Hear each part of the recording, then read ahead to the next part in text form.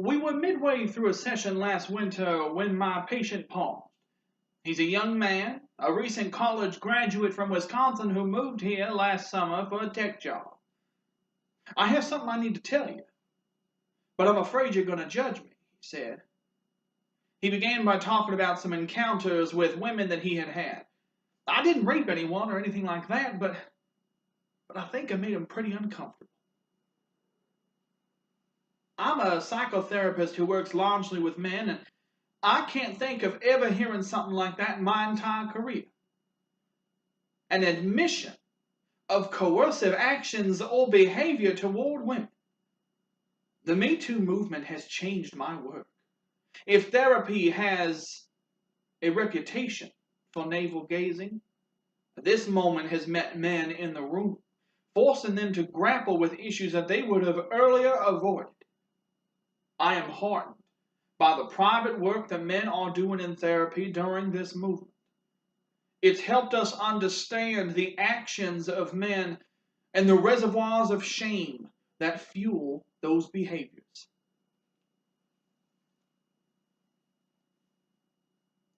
In 2017 in the United States, the Me Too movement took the nation by storm. People like Harvey Weinstein, Charlie Rose, and Al Franken were brought down from their pedestals as women accused them of sexual abuse, harassment, and assault. These men, and many other like them, chose to respond in varying ways. Some of them lashed out in anger and contempt. Others began to look back at their own interactions with women to see just what is going on. We are thankful for the Me Too movement. And it's important for us to see how men are and should be responding. So with the pros, Empowering My Daughter, How the Me Too Movement Changed My Perspective on the Word No by Keegan Alba. The poetry You Can Help Survivors by Rebecca Street, and an article from the New York Times. A program. Because listening to women's voices is important, but men also need to know how to respond. No! Yelled Coraline as I made yet another attempt to buckle her into her car seat. At 17 months old, she was very vocal in her contempt for nose wipes, bath time, diaper changes, and in this particular instance, just getting into the car. At first, it was really cute, especially when accompanied by a finger pointing at one of the cats on the kitchen counter. But over time, it got frustrating and exhausting on my part. What had happened to my easy, go-with-the-flow little girl? Regardless of how any interaction went, she left every day in her crib fast asleep. I, on the other hand, with a beer in hand, tried to catch up on the day's news. One man, a third-year medical resident, told me that he reminded himself of Aziz Ansari. Shy, but friendly, he yearned to find a connection with women. But he started to approach them in a more dominant and assertive way because he heard that's what they liked. He once approached one of his prospective dates who told them that he was being creepy. Sitting on my couch, he admitted that he didn't think that was going on.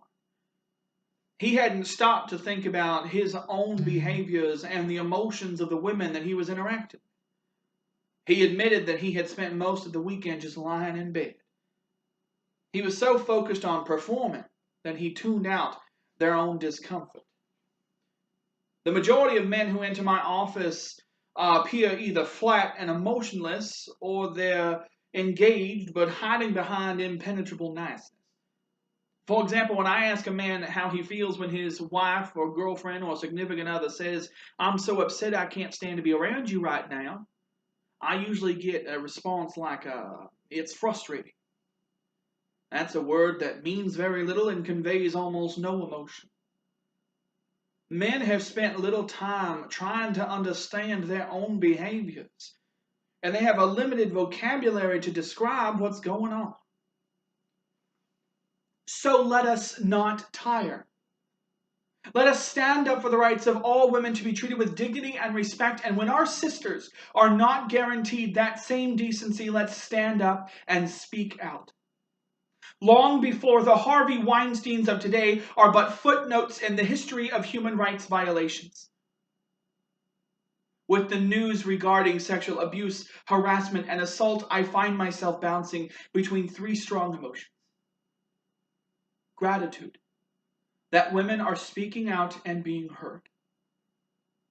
Sadness, that this does not change what's going on. And grief, that countless other women are suffering in silence.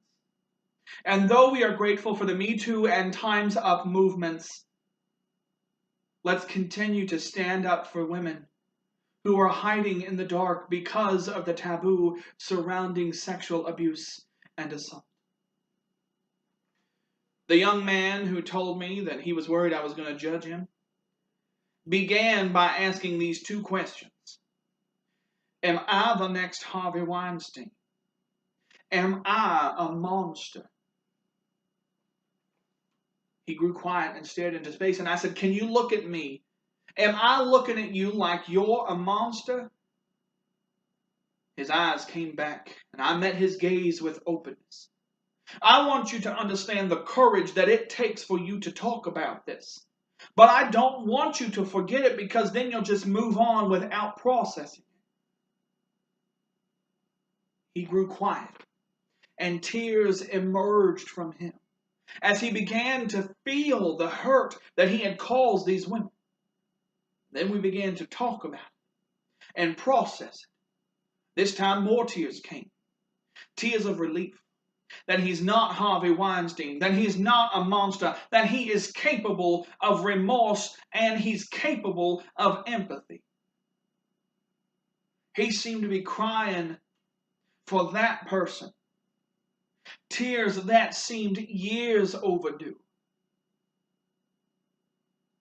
At our next session, he surprised me with something in its simplicity and clarity. He had been thinking about one of the women he was telling me about. He apologized and reached out, and they went out for coffee. Last fall, those stories became very similar to a casino roulette wheel. Every day it landed on someone else accused of sexual assault. Louis C.K., Garrison Keillor, Al Franken, Charlie Rose, Harvey Weinstein. Every time a new name dropped, my understanding of just how difficult it is to be a woman in this country deepened a little bit more. Personal accounts from friends on Facebook only deepened that. I felt angry, disgusted, and sad. And then I thought about Coraline. How would I be able to protect my daughter if something like that ever happened to her? I had to face reality. I had to prepare my daughter for a world where sexual abuse and assault were common. It looked a lot more like not if something happened, but when. I wasn't prepared for that. In their efforts to manage their feelings of shame, some men numb themselves, others sink into a deep depression, and others take their feelings and project it out into violent words and actions. These kinds of behaviors lead them to seek therapy in the first place. And yet, despite this bleak picture, men heal. And they begin to heal when we embrace them and hold them accountable. Last month, I spent a rainy afternoon with Coraline, who's now 2 years old. I sat in the distance as a young boy came and snatched a pencil out of her hand. I waited to see what would happen. "No!" Coraline yelled, reaching to snatch it back. He continued to raise it up in the air so that she couldn't reach it. At this point, I leaned down between them and I said, "Hey, she was using that pencil. I think we need to share." He gave it back and walked away. Right now, I'm here to help Coraline when she needs me. But I won't always be. And that's why I'm proud that she is learning the power of no.